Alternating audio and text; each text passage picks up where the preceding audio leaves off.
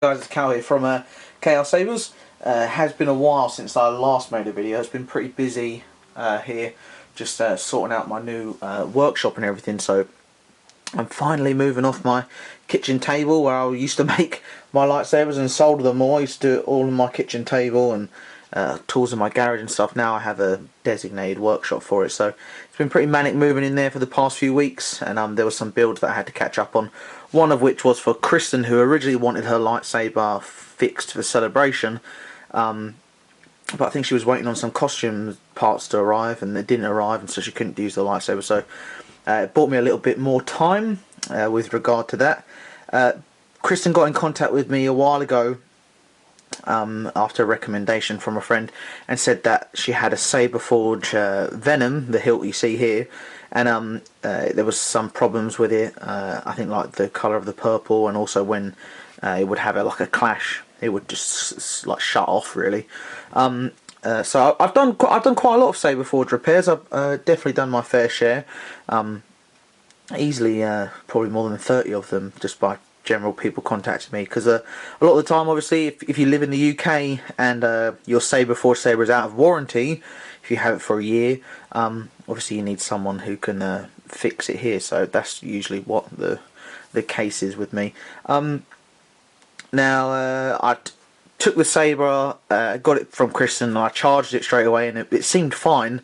But Kristen said to me, no, it may look fine, but you know, every time I bash it or clash it, it shuts off. So I said to her, okay, no problem, I'll gut the electronics. Now, SaberForge don't actually leave wire slack, so there's no wire slacks for you to see what the internals are like.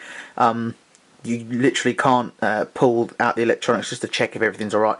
The whole thing needs to be taken apart. So took the whole thing apart, and it was sort of what I expected. You have to understand, you know, SaberForge are trying to kick out as many sabers as they can due to the demand, and some things are overlooked, or some methods are, you know, so the only word I can use is rushed in a way.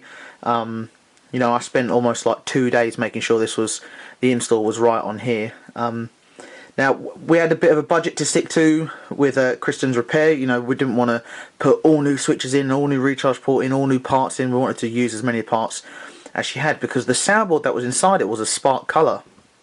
So might as well keep that soundboard. So I managed to keep the 2 switches, didn't need to replace those. Had to replace the recharge port because whoever installed it over at SaberForge had snipped off the actual terminal, so they were like really short, and the wires just wouldn't like stick onto them properly enough. You know, they were tiny.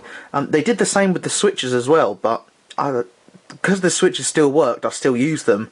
I didn't want Kristen to have to pay for new switches, so the only part that I've replaced in the entire Saber is the speaker, because they use hot glue over the speaker. So I had to rip that hot glue off, and it took the felt that's on the back of speakers off, and the recharge port. Other than that, I didn't have to replace any other parts, so managed to still utilise the X4 LED with the lens and the heatsink. Managed to keep the 2 switches, but obviously they had snipped the terminals short, so the wires are wired onto them short. They're definitely on there, they're nice and secure on there, but it's also almost like soldering to a circuit board. It's just like a flat piece of metal, a flat solder pad to solder to.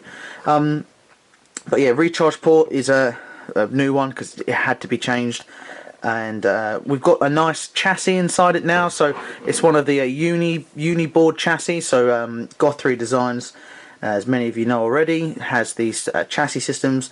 There wasn't one specific for the Spark colour, so I bought I ordered one of the sort of unibody board chassis, which is it's sort of like, it's just a flat base that you can put any sort of soundboard on. So if I just open it now, so you've got an O-ring there, obviously to create that sound barrier from between the air and the speaker. I always do that. So you've got the old battery, the SaberForge battery, and then you've got the circuit board there. Obviously it's a lot tidier now, so I kept all the wires underneath the pads, except for the 2 LEDs here, the channel 1 and channel 2. So it's just nice and neat. The clash sensor isn't soldered direct to the board now. It says in the Igniter manual that you can. It's probably best to have the clash sensor wired as close to the heatsink as possible. So there's 2 wires, and then it runs up and it sits just underneath the heatsink.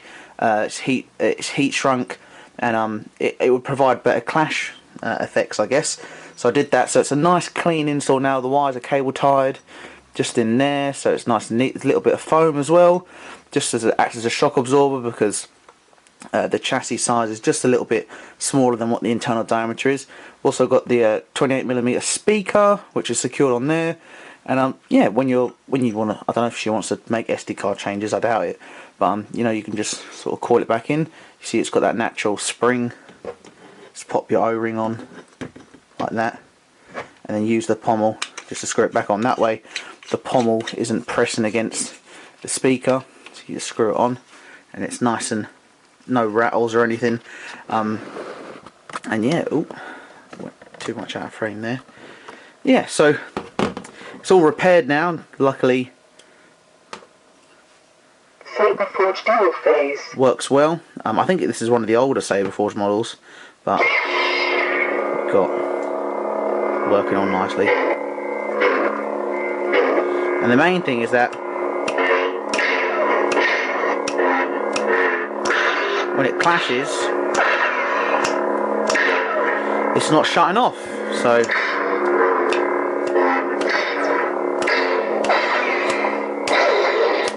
and I've been testing it really well. It's one of the dual colours, or I think SaberForge did a thing where they did like 6-watt red, 6-watt purple. So when you press the and you go to the second valve on, it's actually red now with like a purple flash on clash. So what I'll do is I'll just pop a blade in, because I remixed the purple. Some of the sort of the way the LED was wired up when I first got it wasn't really making sense to me. So I did a few sort of benchmark tests and tested some colours, and I think I got a nice rich purple, and the red is obviously just a standard red colour. So what I'll do is I'll pop a blade in and we'll see what this looks like fully illuminated. SaberForge dual phase.